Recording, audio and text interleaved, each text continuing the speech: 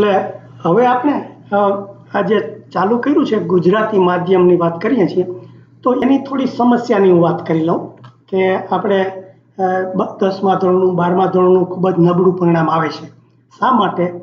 તો કે આપણે જે ગુજરાતી માધ્યમની જે પુસ્તકો છે એ ખરેખર ગુજરાતીમાં લખાયેલા નથી. એ અંગ્રેજીમાંથી સીધું ભાવાનુવાદ નથી કર્યો, શબ્દાનુવાદ જ કર્યો છે.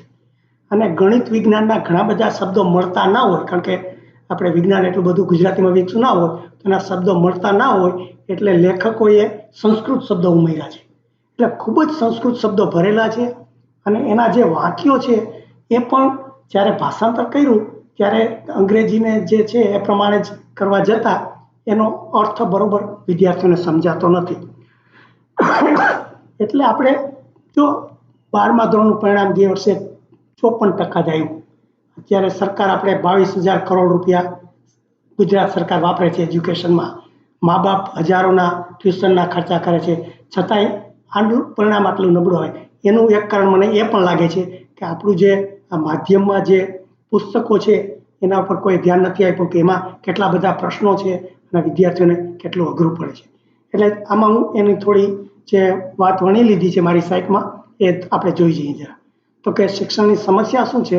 તો કે ગુજરાતી માધ્યમના ખાસ કરીને ગણિત ને વિજ્ઞાનના વિષયો અંગ્રેજીમાંથી ભાષાંતર થયેલા હોવાથી વિદ્યાર્થીને સમજવા ખૂબ જ અઘરા પડે છે.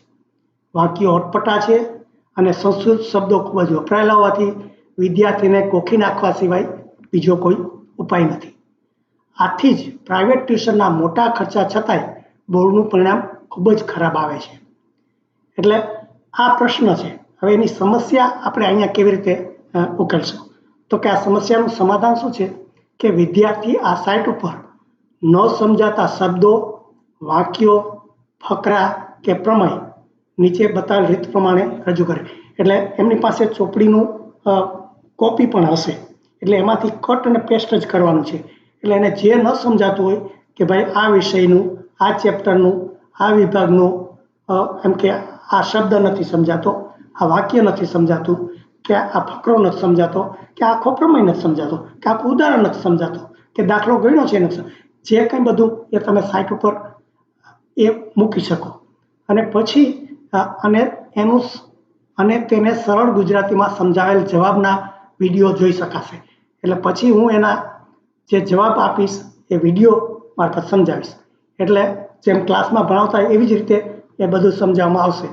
અને એ બધું ઓનલાઈન એટલે એ પર જોઈ શકશે. અને એ ઉપરાંત છતાં પણ ન સમજાતું હોય તો એ ઓનલાઈન ચર્ચા પણ ગોઠવી શકશે અને પોતાનો પ્રેક્ટિસ ટેસ્ટ આપી શકશે. એટલે આ રીતે જે ભાષાનો એક પ્રશ્ન છે એનો આપણે પણ અહીંયા પ્રયત્ન કર્યો છે કે એનો કેવી રીતે સરળતાથી આપી શકીએ.